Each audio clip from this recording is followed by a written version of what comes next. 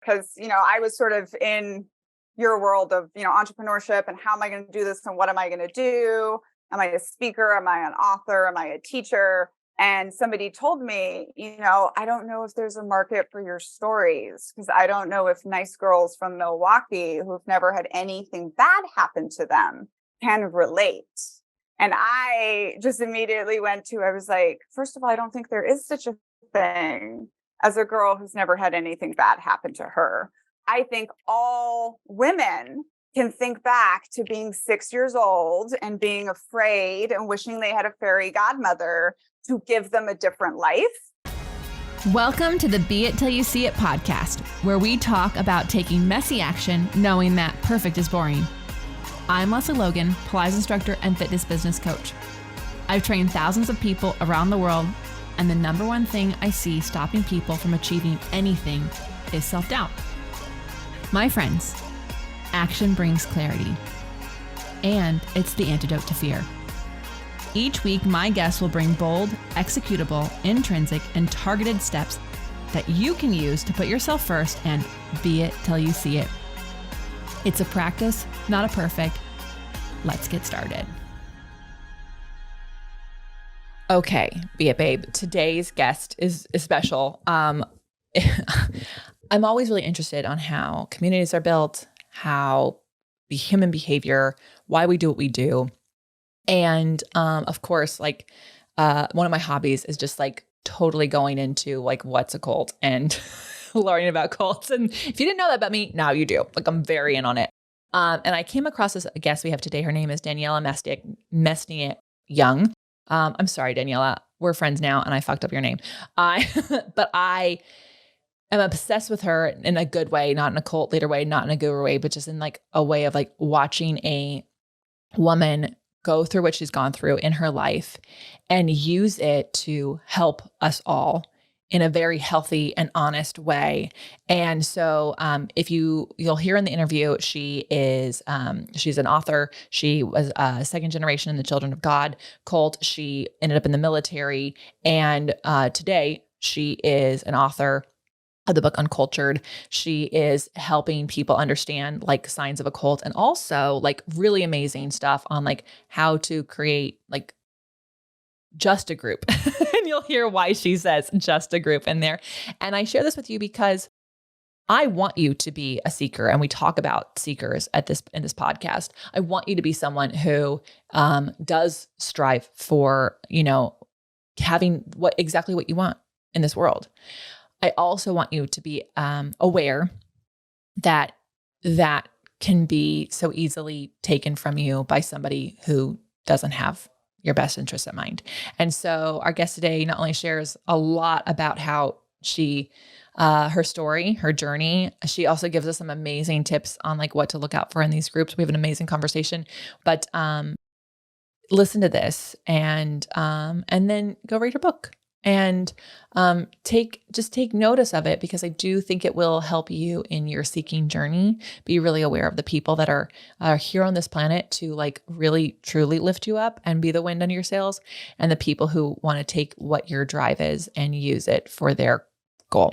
So at any rate, here is Daniella. Hi, Be It Babes. Okay, so I'm super excited because I heard today's guest on a podcast a little bit culty. I'm constantly intrigued and always making sure that I'm not in a cult or creating one. And when I heard this amazing woman you're about to meet today and her journey and her story, I was like, oh my God, what a Be It person, Be It Till You See It all the way through. I can't imagine going through any one of the things that she went through, let alone all of it, and then what she's doing today. So today's guest is Daniella Mestyanek Young.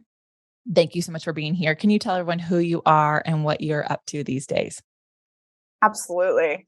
So I'm Daniella. I call myself a scholar of cults, extreme groups, and extremely bad leadership.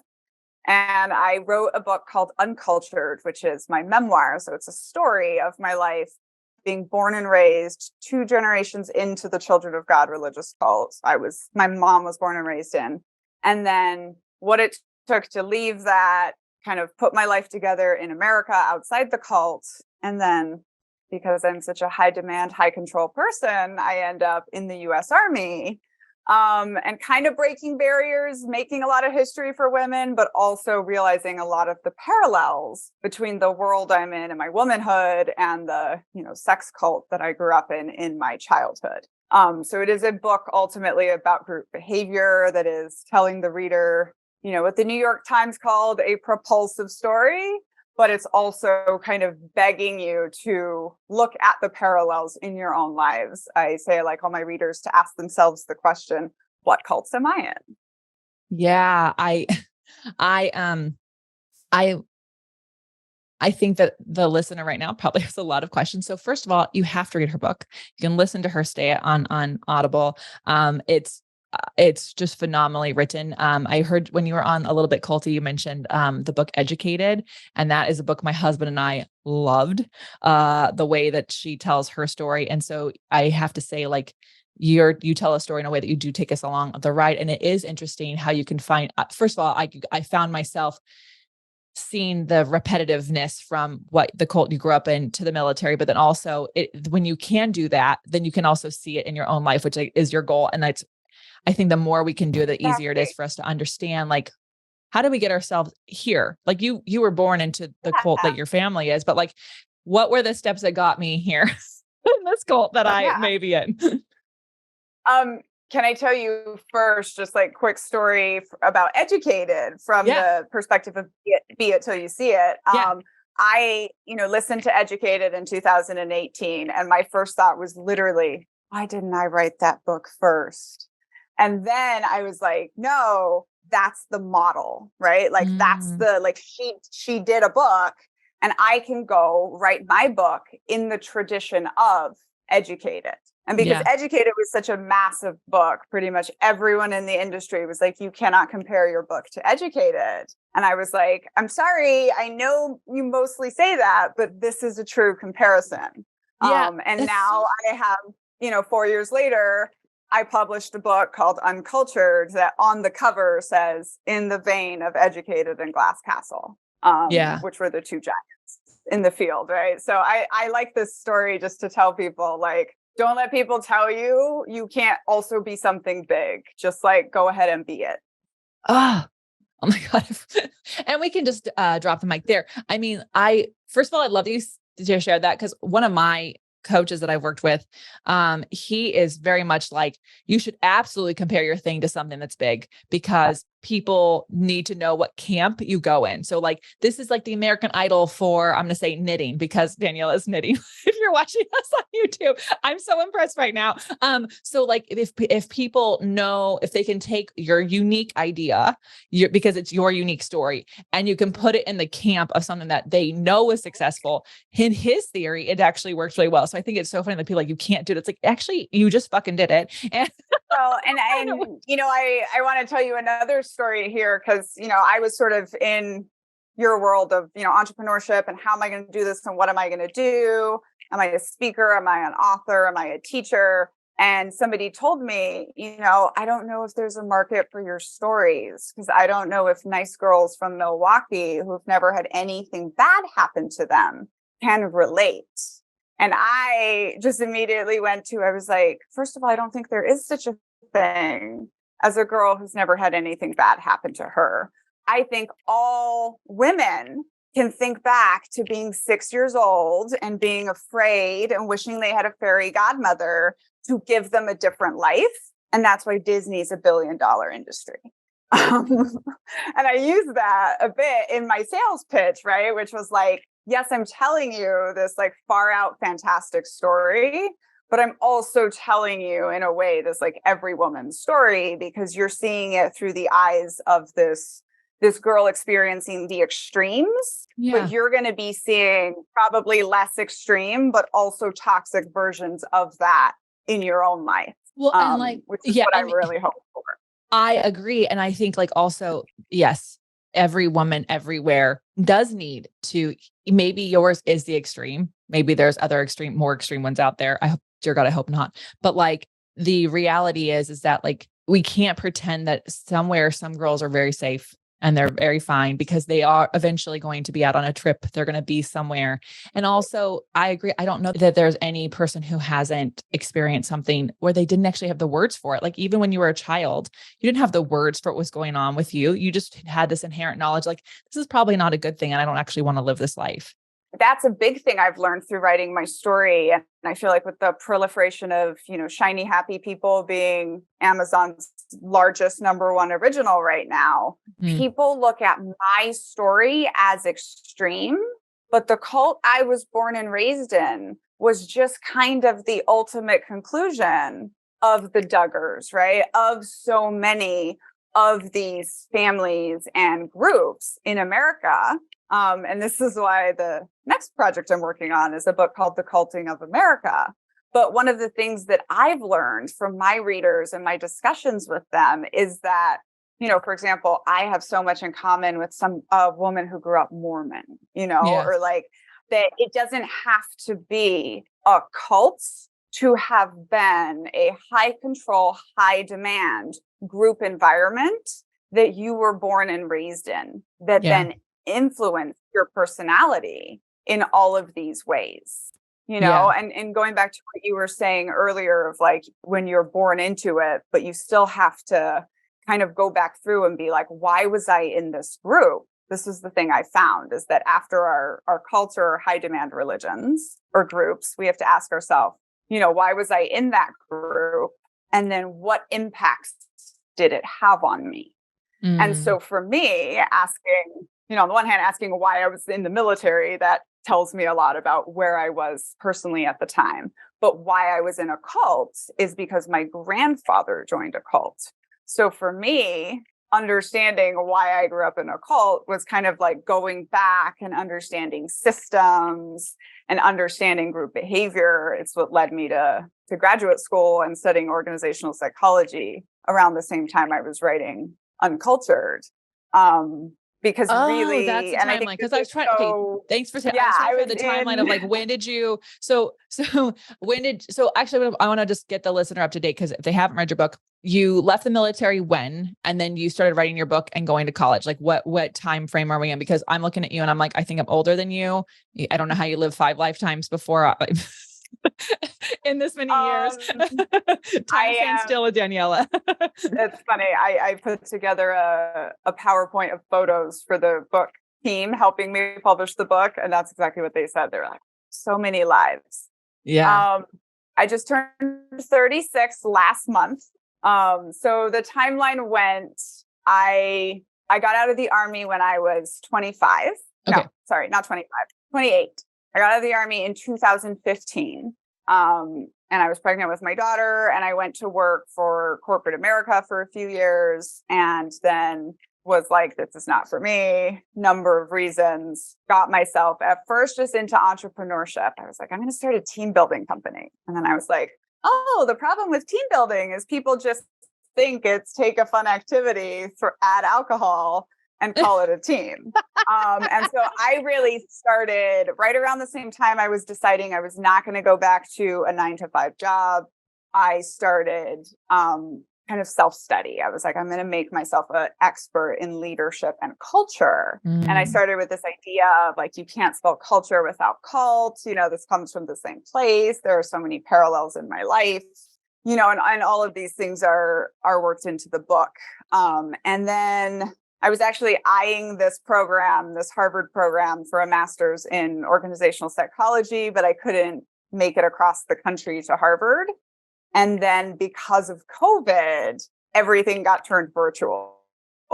So I jumped on that opportunity mid-COVID to go get an online degree at the same time everybody else was. So used my veteran money to go back and do that. And here's what worked out so cool with the timeline. So, the book came out in September. I graduated. So in March, 20 years to the day of when I walked away from the cult with 0 education, right? 0 days in school. 20 years to the month, I was conferred the master's degree from Harvard. And then graduation was on my birthday. 20 years later, Tom Hanks was the speaker.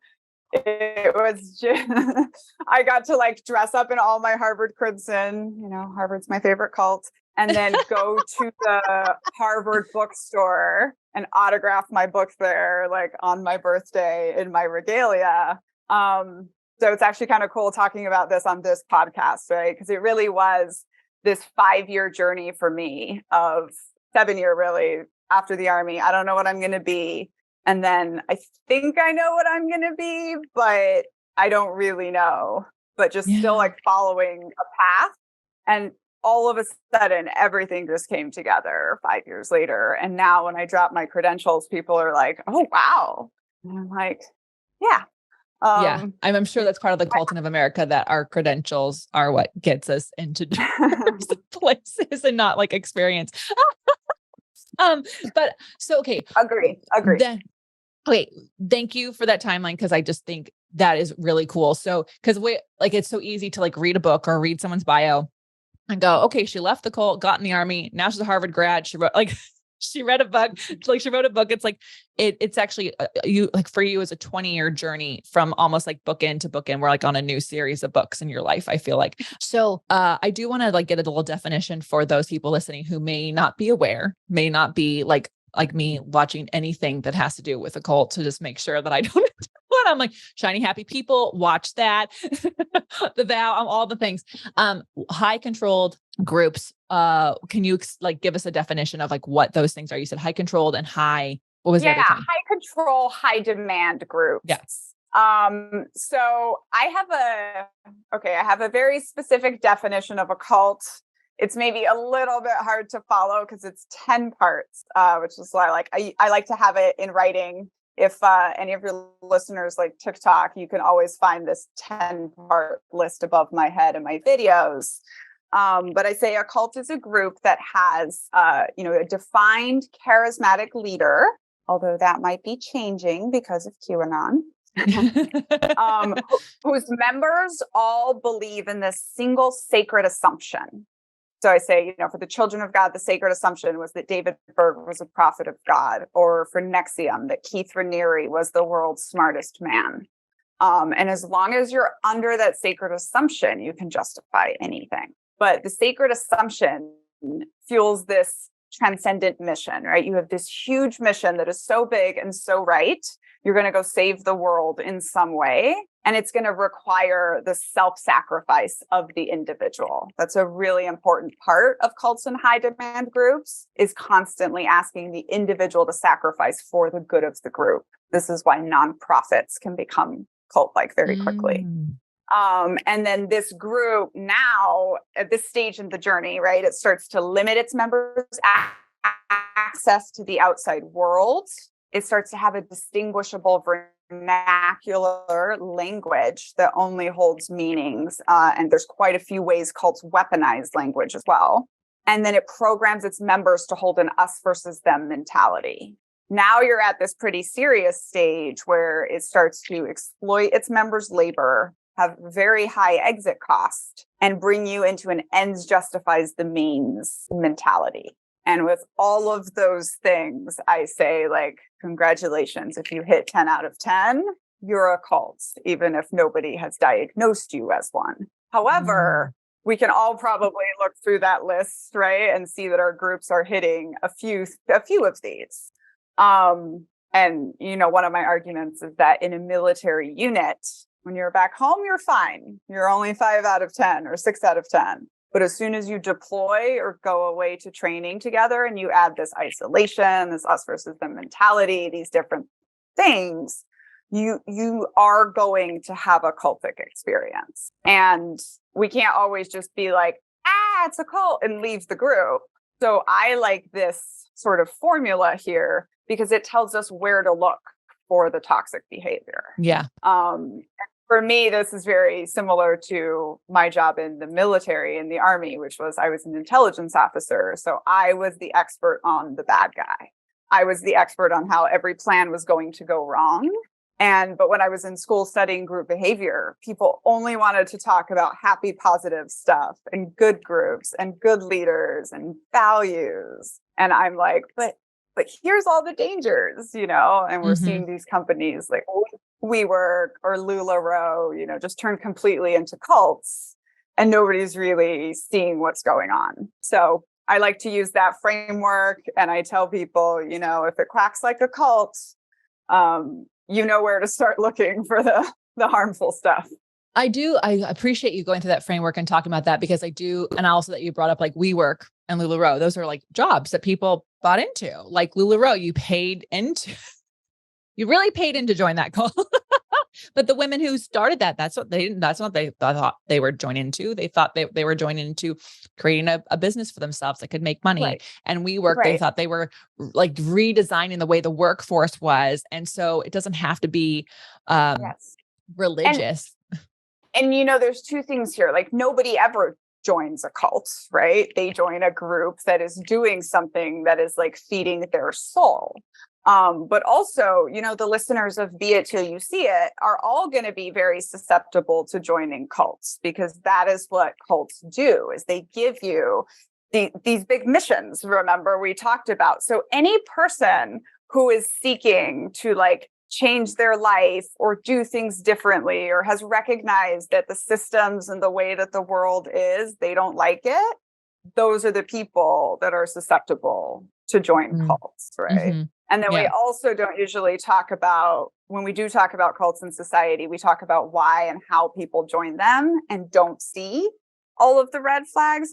We don't talk about is how much effort goes into recruiting people, into disguising the red flags, into walking you slowly into the cults until that coercive control is complete. And then you really are under, what scholars like to call bounded choice, Right. where you think you have free choice, you think you're free to leave anytime, but you actually are under the coercive control of a group. Yeah, so I love that you brought that up, because I do agree. Like, I think anybody who's like seeking information to change their life and has like this like, and I actually don't think it's a bad thing to want something more in your life. I don't think that's what you're saying either, but to be aware that like, because you are in such search of something bigger or something more than what you're doing, you are susceptible. So can we talk a little bit about like what the disguise can look like, so that if if something quacks a little bit, they're like, that that's a cult.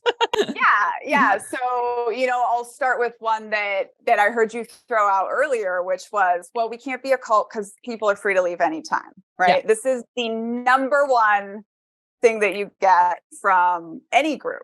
And people will literally say this to me with a straight face about the military. And I'm like, you think you're free to leave the military anytime? Please explain that to me, I right? don't think so. I've not been in it. My family was in it. So I think there's a really important thing about that phrase, they're free to leave anytime, which is under coercive control. Not only is that phrase not true, that phrase is actually there to reinforce the dichotomy of there are two ways, my way or you're gone, right? Mm. Right. So there's no room for you to criticize anything here. And of course, we saw this in the cults, but I saw this in the army all the time. And they say, you signed up to be here. It's a volunteer army. And I'm just saying, I don't think all the soldiers need to be here at 3 a.m. for a movement that doesn't start until noon. I'm not saying I don't like my job, right? But they give you this all or nothing dichotomy. But in cults, when I say, they say you're free to leave anytime, and saying that is actually part of disguising the fact that you aren't free to leave, because cults and coercive groups, they know they need to keep you, poor, isolated, busy, skinny, pregnant, and tired. And if they do all of those things, you actually will not be free to leave, right? Yeah. And you will have so many things keeping you in place. And so that, for example, is one of the ways of disguising, right? Like constantly reminding you you're free to leave, constantly talking about how we're not a cult and what the answer that we give to people is. Cults use these things called thought-stopping cliches. which is, it's the first day of the rest of your life, comes from a cult leader named Synanon. They'll say, trust the prophet. They'll say, keep sweet.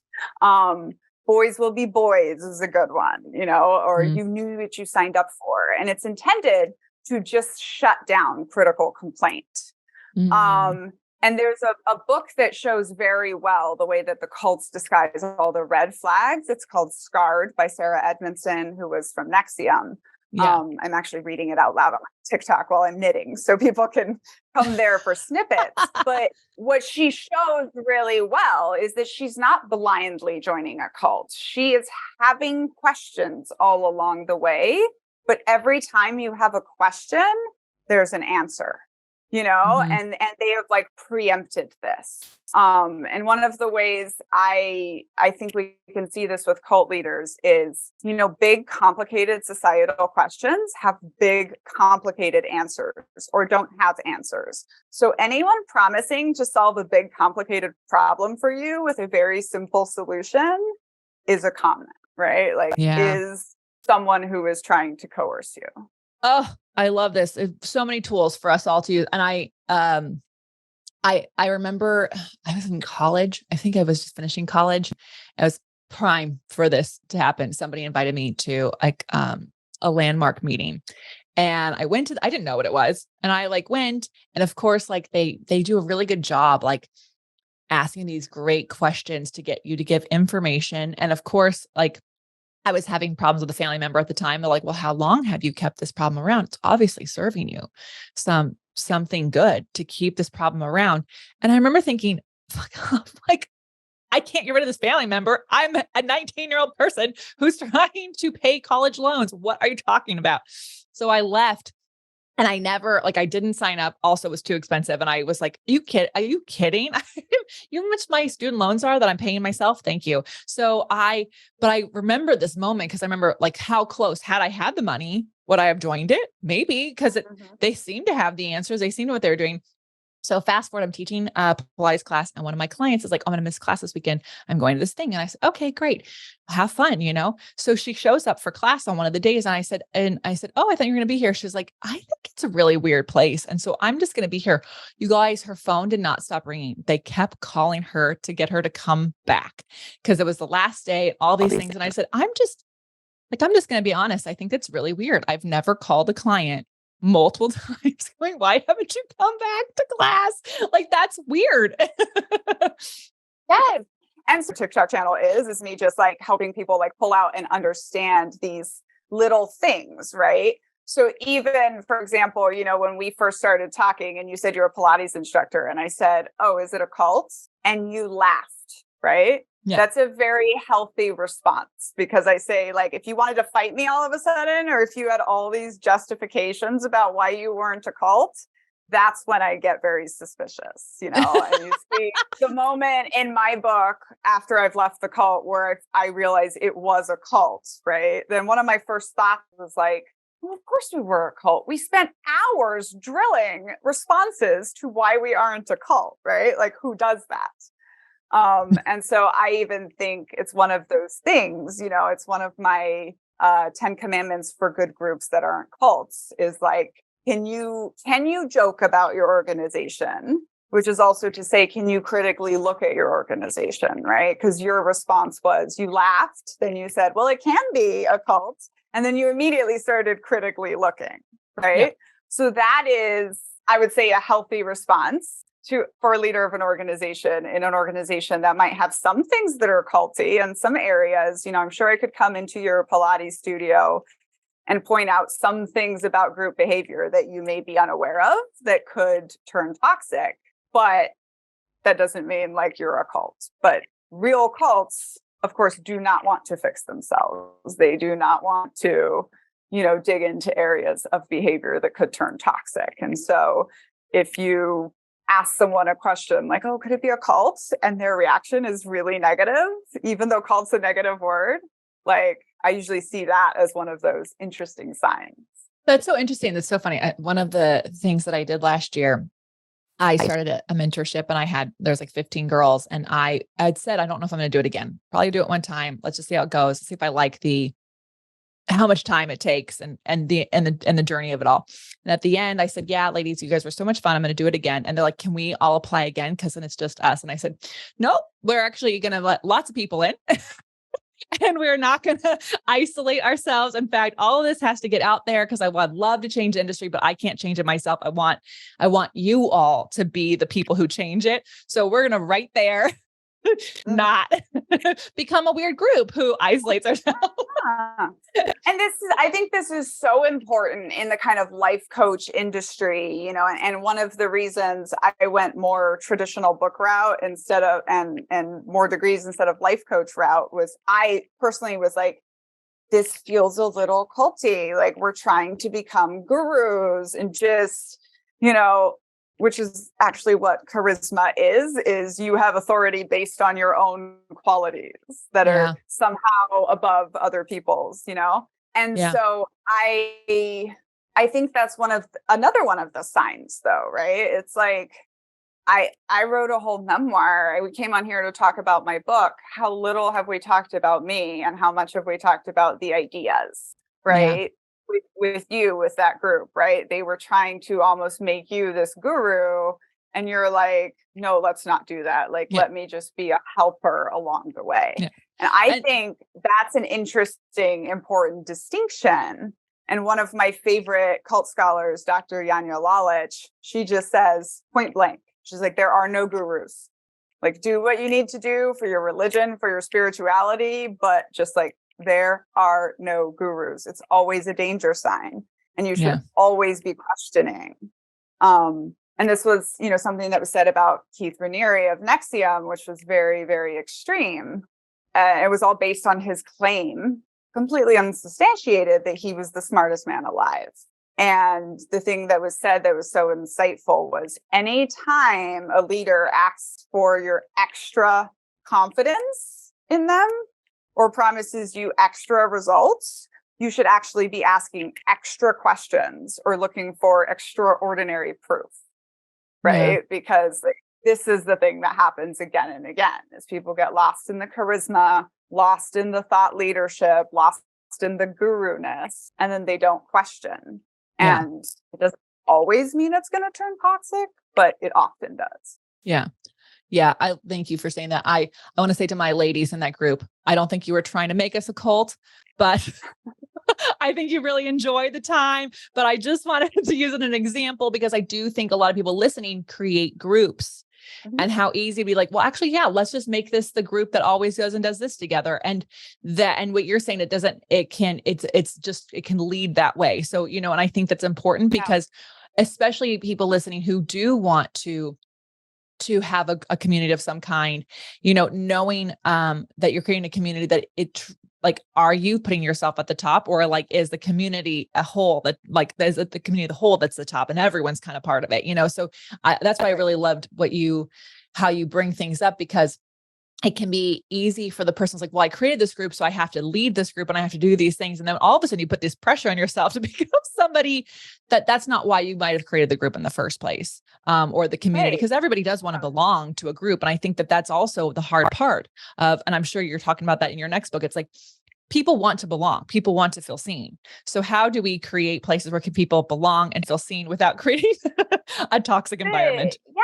I mean, the drive for community is huge, you know, and when you were talking about with your group, how like not doing repetitive things can be helpful. You know, I never thought about it this way, but I was like, but that's a huge thing in military intelligence is you don't set patterns because patterns are dangerous, right? And so I think just that right there is an interesting thing to look at. But how do we create positive groups, right? And this is one of everyone's big questions. I'm actually ending my next book with a chapter. It was going to be called A Good Cult or Good Groups because that's what everyone asked about. But now we're calling it Just Groups. So just groups, but also just groups, which is kind of, if you understand this idea of it's not a binary, it's a spectrum, right? So I like to say like a group is not a cult or not a cult or toxic or not toxic, right? It's not that simple. Complicated issues have complicated answers. And so I, want people to look at the spectrum of those 10 parts of a cult. You can have any or none or all of them. And then how do those influence you? But part of starting to look at groups as neither good nor bad, but a spectrum, then I think really changes the answer of how we look at good groups. Which is something I kind of say even in the end of Uncultured, which is like, we need to understand that our groups are just groups. And, there's this phrase out of individual psychology, which says human beings are 99% the same, but it's that 1% of difference that causes all the world's problems. And I feel like the DNA of groups very similar, right? Like groups are 99% similar, and I've been in and studied a lot of them. But no matter, the flip side of that is no matter how amazing you think your group is and how hard you're trying to build a good group, you're also kind of only 1% away from being the sex cult that traffics children, right? And I think this is the most important thing we can do to build good groups, is be on guard, is talk about the negatives, is never assume that our group is good. One of my 10 commandments for good groups that are not cults is thou shalt never chant thy own last name, and it's just this like us versus them mentality. But as humans, we have this propensity to believe that our group is the best because it is ours. Our family is the best because it is ours. Our way of life is the best, our religion, and on and on. And so, and anytime you are 100% sure of your position, you have blind spots. And then these coercive groups, again, that are out there, that are recruiting, that have agendas, that are trying to build these armies to create power, they have much more of a chance of getting you than if you're really much better at kind of living in the gray and being like, I have a great group. I try really hard, but I want to look out for these things, Yeah. like in your example, right? Another leader might be like, these are really good girls, no women, nobody's trying to turn this into a cult. Like, we're fine. I can be the leader. Whereas you are like, no, I'm always worried about whether I'm joining a cult or building a cult. So I'm going to be careful here, right? Yeah. And this is something we see out of military intelligence as well, that you almost don't have to prepare for the exact scenario that you're going to encounter because you almost never know what that is. But any level of preparation for like a bad guy attack, right? For toxins coming in from the outside is going to make you more prepared for when it does go wrong. Yeah. And I think one of the biggest ways that people fall for these toxic groups or toxic gurus is just getting so isolated or so into it or so inundated with it. You go to CrossFit every day. If your CrossFit box starts going wrong, how are you going to be able to tell? Right? If you don't have enough exposure to enough other groups, right? To be able to see when things are going wrong, see when the logic is going off. Yeah. Yeah. I thank you for sharing that, because I think it is, it allows everybody to go, okay, if I'm staying guard and I'm asking questions, and I can consciously go into a group, and many groups can be just a group. And if I ever feel like I'm at a point where I cannot ask those questions, I cannot be critical, there's my red flags to go, okay, then I've leaned into the spectrum too far with this place, so, that's 100%, 100% correct. Yeah. Yeah. And I feel like sometimes I get early on guard because I was not raised in like a shiny, happy people type cult, but my parents were very much in organized religions. However, they changed pretty much every year for a good several years. So I'm like, did we stop going because like it was my mom, the big joke was that we stopped going. We switched churches because of football, because we'd stopped going every football season. I think my mom was too embarrassed to go back to that cult. So we had to start a new one. that's my But this is, it's funny though, but this is actually some of the advice that I give to people, like if you're trying to understand cults and coercive control, like read 5 different memoirs, right? Because once you read enough where the details are completely different, you'll start to realize that it's a pattern. Yeah. Right. And it seems like that's accidentally what your mom was doing, because you had so many, whether she realized it or whether you realized it, right? You started to see these patterns and be like, oh, I get like what this is, because you're seeing so many different ways. And for me, I was reading about all of these different Christian cults. And so in my head, at 22 years old, the problem is Christianity.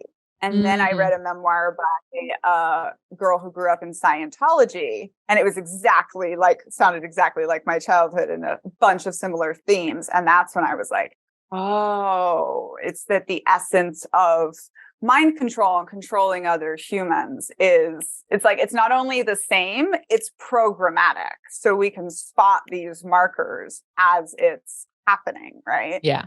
Yeah.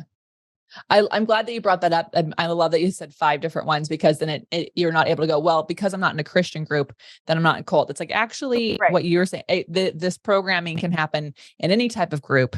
So, and as we're all trying to follow that journey, like you followed your journey to become an author, whatever that is, if you're listening, wherever you're going, all this is to help you. What I hope you're getting out of this is to help you understand like signs where maybe your goal, your ultimate idea of what you wanted has led you down to a path of like being part of some group that is not healthy for you. And it's actually not going to help you get to that next level. My goodness. So the number one personality type, that they say that is amongst people that join cults is being a seeker, which I say, if you like to read books or you're listening to this podcast, right, you're probably a seeker. And something that cults and coercive groups and coercive leaders will do is weaponize your passions and weaponize your discontents, right? So if you're this person who's doing exactly what I did, I'm dropping out of the business world, I'm going to go seek for my own thing, I'm going to be super passionate, I want to change the world. I've joined 1,000 culty groups, like those things are the things that are qualities that make you this amazing human, that makes you the person that can probably go achieve anything you want, but it also can be weaponized against you. Yeah. And General Stanley McChrystal has this really great concept of like, when we are looking at threats to our leadership or our groups, we don't usually look at ourselves as one of the threats, right? So that, I think, is just one of those things, that's really important to kind of focus on. And I always like to stay away from the words of good or bad. And none of this stuff is to scare anyone. It's just literally to see, by looking at these extreme examples, we can find those parallels when they start, right? Not when our group is on the international news with really bad stuff. Yeah. Yeah. It can happen in your local gym, Daniella, I feel like I could talk to you forever. I've also, because I've just been listening to your book like crazy to get to know you more and what you're up to. I'm excited to see where you go with all of this. Because the good part about being a seeker is that I do think that you'll, with all of your tools, will probably educate all of us in bigger ways than we could ever be. And then those of us who are in leadership, who want to lead the seekers in a safe and just a group environment can learn so much more about how we can do that. So thank you. We're going to take a quick break. And thank you so much for listeing to the audio, because doing that was one of the hardest things ever. I can't even imagine, because like just how much stuff that I have to do. And my husband's like, well, when you read it, it sounds like you're reading. And I'm like, well, you want me to read this, so I'm reading. So I can't even imagine. Here's the thing that I think your leaders will get a kick out of, right? It was like doing that. I had to record it straight through in 5 days. It felt like it was going to kill me. It was so hard. But I was a trained exploited actor from the age of birth by this cult. And I got to go use my own voice and my own voice acting abilities, which got me recommended in the New York Times to read this book about them. for global distribution. Oh, So that was like one of those moments of like, even though this is so hard, right? Like I'm doing this to own my story, to get it back, and to like, this is how I win, you know? So anyways, big fan of audios. So powerful. Like, oh my God, so powerful. Okay. Where can people find you, follow you, work with you, get your books, get notifications of your next book? So my website is www.uncultureyourself.com. You can find out all kinds of things about me there, including sassy t-shirts. Best bet is going to be follow me on TikTok at Daniella Mestyanek Young. And we are there all day, all the time, talking about cults and extreme groups and extremely bad leadership and ways it might show up in your life. And of course, knitting. And, you know, the book is available anywhere you can buy books. And I hope that you all will both read the book and then come join one of our online conversations about it, because we are all learning from each other. Yeah, I agree. You've given us a lot. You've given us tips and all these things, but we like to end with like bold, executable, intrinsic, targeted steps, because it's one thing to be inspired. It's another thing to like have an action step you can take on. What do you have for our listeners today? Okay, so everyone does vision exercises, but as an organizational psychologist, I feel like this is where I must go. And I have a good one, which is just because it's for bold, it's for backwards planning, right? So just you imagine yourself when you're 80, and then you go through all of your senses, right? So dream life. What are you seeing around you? What are you hearing? What are you smelling? What are you tasting? What are you feeling? And then how do you start to backwards plan your life so that you can get there? So that's one that I really like, right? Because it really gets to the, like, we have one life to live it. What do we want out of it, right? And how can we create those things? And then the other, I think, executable advice is like, when you figure out what you want to be, even if you don't know what that is yet, you just know it's something more, or it's in this direction. Like, everyone is going to give you advice. Listen to all of it. But if it's negative advice, only listen to people who've done what you're trying to do. I actually love that filter. That's so helpful.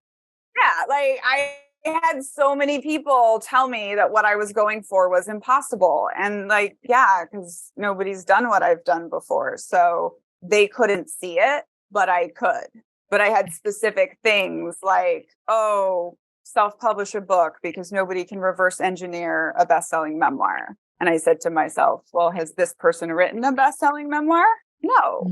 Okay. I'm going to go find someone who has, you know? So I think we encounter this a lot in the world of seekers and what we're trying to be and sharing our passions. And it is so up and down, right? You're going to have moments that you think you screwed everything up, and then you're going to have moments that it's all coming together. But if you just like talk to everyone, keep your mind open, listen to everyone, but only pay attention to the naysayers who have done what you're trying to do. Yeah. Right? Yeah. Or not the naysayers, but like that's the legitimate negative advice, is learning from them. But so many other people are just telling you not to because they can't see it. Yeah. I agree with that. Like, I think, you know, when I started work for myself, everyone in my family who was giving me negative advice, oh, you're not going to, how are you going to pay your bills? All this negative stuff. It's like, well, none of you have worked for yourself. So appreciate it. But like, that's an easy filter versus like my great uncle who has worked for himself. He's like, that's amazing. Do this one thing. It's going to be hard, but blah, blah, blah. It's like, okay, it's going to be hard. He knows. And here's something advice I can take from that. I think that's Daniella. Thank you so much. I love a vision day, but I also love that you put it through the filters of the senses. That's really uniquely different. So thank you for that. Oh my God, this puppy is so cute. If you're watching on YouTube, she's been knitting this entire time. I'm so impressed. I've knitted nothing in my life, and her dog looks like a stuffed animal. So Daniella, thank you so much, y'all. How are you going to use these tips in your life? What are you going to do with them next? Make sure you let Daniella know how this podcast made you feel. Tag her, tag the Beit Pod, and share this with a friend who maybe needs to hear that they're the 10 signs they're in a cult and they don't want to listen to you. So give them this podcast. And until next time, be it till you see it. That's all I got for this episode of the Be It Till You See It podcast. One thing that would help both myself and future listeners is for you to rate the show and leave a review. And follow or subscribe for free wherever you listen to your podcast. Also, make sure to introduce yourself over at the Be It Pod on Instagram. I would love to know more about you. Share this episode with whoever you think needs to hear it. Help us and others be it till you see it. Have an awesome day. Be It Till You See It is a production of the Bloom Podcast Network. It's written, filmed, and recorded by your host, Lesley Logan, and me, Brad Kroll. It is produced and edited by the epic team at Diseño. Our theme music is by Ali at Apex Production Music, and our branding by designer and artist Gianfranco Cioffi. Special thanks to Melissa Solomon for creating our visuals and Samena Velazquez for our transcriptions. Also to Angelina Herrico for adding all the content to our website, and finally to Meredith Crowell for keeping us all on point and on time.